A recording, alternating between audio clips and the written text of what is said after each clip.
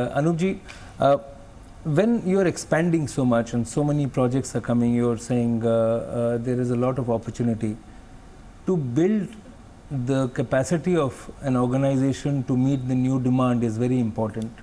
How are you helping and allowing or encouraging NBCC to be able to absorb this new business, improve the skill, the capability of your team? See, this has three factors. One is human resource, that is most important thing, and particularly since this is a construction company, so engineers is a key person. So every year we are inducting engineers, right from management trainee up to general managers. So that is one initiative we have taken, and second is technology upgradation, and the most important aspect is still this countries believe in brick and mortar construction. Similar kind of Mistri and Beldar will come and do your construction, whether your house or multi-story building, even 50-story building is still constructed by same method. So now what we have started that recently we started one R&D center in association of IIT Roorkee.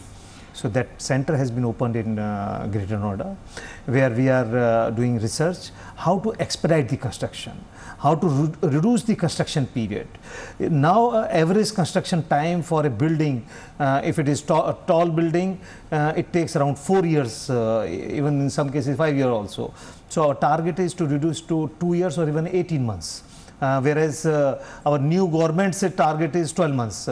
They say when vaulted tower can be erected in 20 months or 24 months, why not buildings in India? So you have to bring some of the latest technology also to the country. Now, there are two ways of managing it. One, as you say, that you develop through research and you have a very good association with an academic institution. Also about bringing technology from other parts of the world. What is the best balance between these two?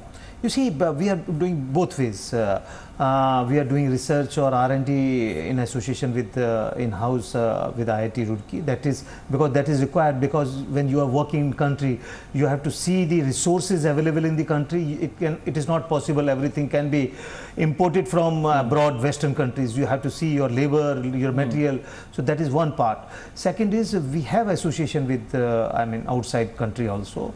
We have collaborations with some Malaysian company, because Malaysian companies are supposed to be expert in construction activities, Malaysian and Turkish companies. So we have tie-up with Malaysian company, MOU with Malaysian, CIDB is their association.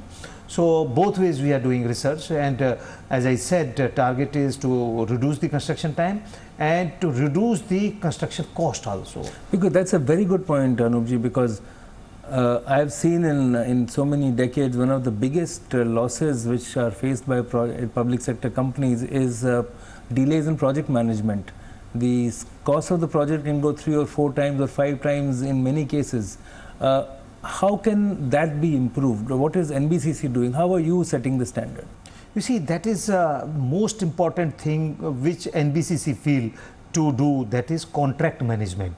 Because ultimately all the works are done through a contractor, whether L&T does or Shapoorji Pallonji or any small time contractor, and they are bound with a certain kind of conditions and contract, and generally in our country people don't do proper contract management. What is written they don't implement.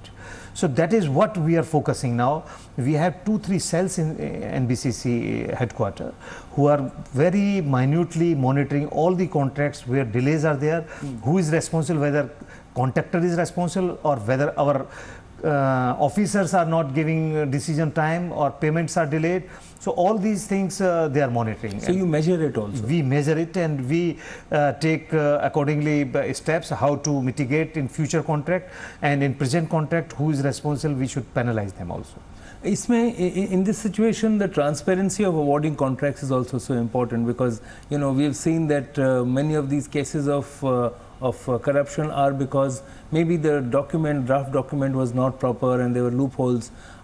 What steps are you taking to enhance transparency without reducing the cost of transaction? President, you have really touched the subject which is very close to my heart. When I took over this company as a chairman in 2013 March, till that time our contracts were awarded through, normal system, through tender. What I decided, all the contracts should be awarded through e-tendering all. So all contract, right from 1 lakh rupees to 1000 crore rupees contract, are on through e-tendering. That is one step we have taken to create transparency in award of work. Second is payment. We all know in India that engineering, and particularly civil engineering, stream is considered as a corrupt stream. So what we have decided, no payment will be made through checks or cash or draft. It will be transferred through bank transfer, e-transfer. So this kind of steps we have taken. Now I am at least satisfied that 80 to 90% transparency we have created, and that has really helped us. The complaints, number of complaints which we were receiving earlier has reduced substantially. And here it also helps because some of the smaller contractors and the smaller vendors, a timely payment through electronic transfer is also improving the ecosystem. Definitely, definitely. How do you also invest, and when you talk about research development and new technology, do you also work with your contractors to improve their quality? Do you help them? Do they work with you? Yes, we have a total quality plan that is, of course, every contractor and every contract has. But what we have decided that in R&D center, which I was talking, our contractors are also participating. Okay. They are also involved in that, and you will surprise, some of the employees are also contributing some of their pay or their bonus amount in R&D research because they feel this is their bread and butter, and because of this only they are survived. They are civil engineer basically. So, and similarly contractors are also contributing some of the amount in this kind of research. You have a global footprint also, Anupji. Tell us a little bit about your plans for constructing similar projects outside India. You see, NBCC started the overseas business in 1976, first time. And that was started from Libya, Iraq and Yemen. And after Gulf War till 84 or 86, we were very active in this part of globe. And NBCC had done a lot of jobs there. And now what we have decided, we will again go, NBCC is a Navratna company, and presently we are in 5 countries present. We are doing work in Maldives, Turkey, we are working in Botswana, in Africa, and recently we have opened office in Oman and Malaysia. Because you know, I have also tracked what is happening in Africa, and in the India-Africa Forum Summit, the line of credit has really been enhanced. So that could also be an important opportunity for NBCC. Till now, we were not working on those, line of credit projects. We were working on some project management consultancy project of that country or some grant project of Government of India. But now, some of the African countries are approaching NBCC. In last 1 month, at least 6-7 ambassadors visited NBCC. And they are requesting NBCC to take up their works as a consultant.